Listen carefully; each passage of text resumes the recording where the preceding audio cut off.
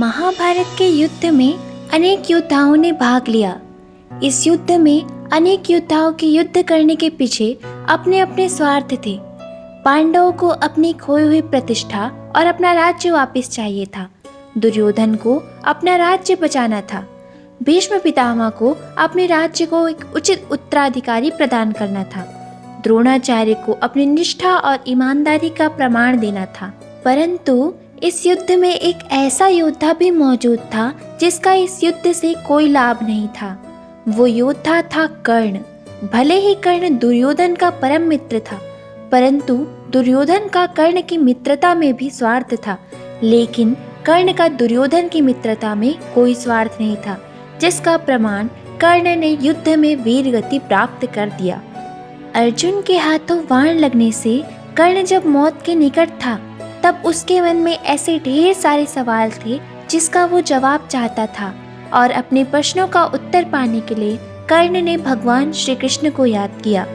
भगवान श्री कृष्ण कर्ण के पास पहुंच गए। कर्ण ने कृष्ण से कहा कि मेरे मन में कई सवाल हैं जिसका मैं उत्तर आपसे चाहता हूँ। कृष्ण ने कहा, पूछो कर्ण कि तुम्हारे क्या प्रश्न है। कर्ण ने कहा कि हे माधव, जन्म से ही मुझे मेरी माँ ने त्याग दिया, क्योंकि मैं उनके विवाह के पूर्व जन्मा था। परंतु ऐसे जन्म लेने में मेरा क्या अपराध था। उसके बाद गुरु द्रोणाचार्य ने मुझे शिक्षा देने से मना कर दिया, क्योंकि मैं सूत पुत्र था। क्षत्रिय होते हुए भी मैं क्षत्रिय नहीं था। जीवन भर मुझे सूत पुत्र कहा गया, परंतु इसमें मेरी क्या गलती थी, मेरा क्या अपराध था। भगवान परशुराम ने मुझे उपहार स्वरूप शिक्षा तो दी, परंतु अभिशाप स्वरूप शाप दे दिया। जिस वक्त मुझे उन विद्या की आवश्यकता होगी, उस वक्त मैं विद्या भूल जाऊंगा, क्योंकि उनके अनुसार मैं क्षत्रिय था। जबकि परशुराम की नींद खराब न हो, उसके लिए मैंने एक असहनीय घाव की पीड़ा सही, इसलिए उन्होंने मुझे शाप दे दिया। क्या उस असहनीय पीड़ा को सहना मेरा अपराध था?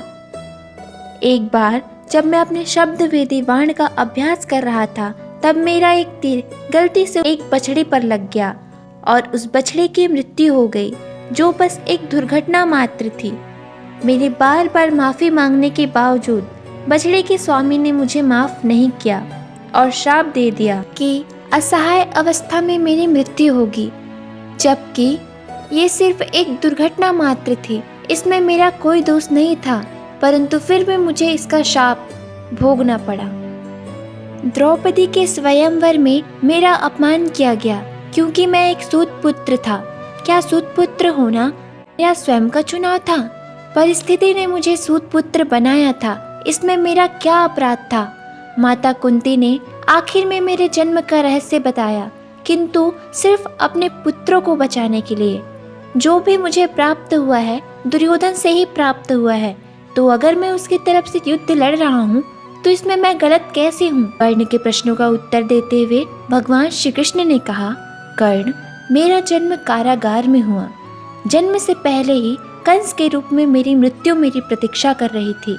जिस रात मेरा जन्म हुआ, उसी रात मुझे अपने माता पिता ने अलग कर दिया। कर्ण, तुम्हारा बचपन तो रथ बाण के बीच हुआ, उनकी ध्वनियाँ सुन के बीती, परंतु मुझे ग्वालों की गौशाला मिली, गोबर मिला, यहाँ तक कि मैं चल भी ना पाया था ठीक से। उसके पहले ही मुझ पर प्राण घातक हमले हुए। कोई सेना नहीं, कोई शिक्षा नहीं, कोई गुरु नहीं। लोगों ने सिर्फ ताने दिए कि मथुरा में प्राण घातक हमलों का कारण मैं हूँ।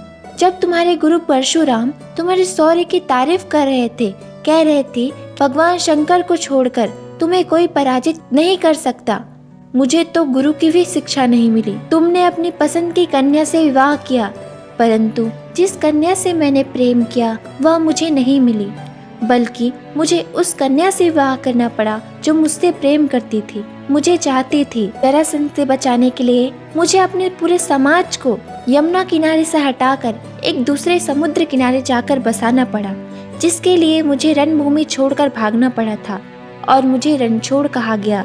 जरा विचार करो कर्ण, अगर दुर्योधन युद्ध जीतता तो तुम्हें श्रेय मिलता, अगर युधिष्ठिर युद्ध जीतते हैं तो मुझे क्या मिलेगा?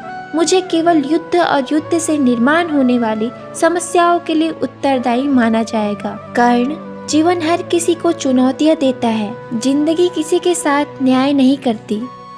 दुर्योधन ने अगर अन्याय का सामना किया है तो युधिष्ठिर ने भी अन्याय सहा है, परंतु कर्ण, धर्म क्या है यह तुम भली भांति जानते हो। कोई बात नहीं कि हमारे साथ क्या हुआ है या हमारा अपमान हुआ है और जो हमारा अधिकार है वो हमें ना मिल पाए। महत्व इस बात का है कि तुम उस संकट की घड़ी का कैसे सामना करते हो। कर्ण, इस पूरी पृथ्वी में कोई ऐसा व्यक्ति नहीं है जिसे ऐसा न लगता हो कि उसकी समस्या सामने वाले की समस्या से बड़ी नहीं है। हर किसी को ऐसा लगता है कि उसकी समस्या दूसरों से कई बड़ी है, परंतु यह सत्य नहीं होता, क्योंकि हर किसी की समस्या अपने अपने स्थान पर बड़ी होती है। लेकिन इसका मतलब ये नहीं है कि तुम गलत मार्ग पे चलकर अपनी समस्याओं का समाधान ढूंढने लगो, क्योंकि हमारी प्रकृति किसी को भी अधर्म के मार्ग पर चलने की अनुमति नहीं देती। और अपनी समस्याओं का समाधान पाने के लिए अगर आप अधर्म के मार्ग पर चल रहे हो तो उसका परिणाम तुम्हारे जैसा ही होगा। कर्ण अपने जीवन में बहुत दुखी था। उसे लगता था कि उसका जीवन बहुत कष्टों से बीता है, परंतु जब भगवान श्री कृष्ण ने अपने जीवन की तुलना कर्ण की जीवन से की तो कर्ण को समझ में आ गया कि श्री कृष्ण के सामने तो मेरी समस्या कुछ भी नहीं है। अंत समय में कर्ण कृष्ण की बातें सुनकर अत्यंत तृप्त हुए और शांत मन से अपने शरीर का त्याग कर दिया। कर्ण और भगवान श्री कृष्ण के संवाद से पता लगता है कि हर इंसान सोचता है कि उसकी परेशानी सबसे बड़ी है, वह बहुत सारी परेशानियों से जूझ रहा है, उसकी किस्मत खराब है। लेकिन अगर हम दूसरों की समस्याओं को देखें और उसको समझें तो हमारी समस्या छोटी लगेगी। हम खुद को भाग्यशाली समझने लगेंगे कि हमारी समस्या दूसरों की समस्या से कहीं छोटी है।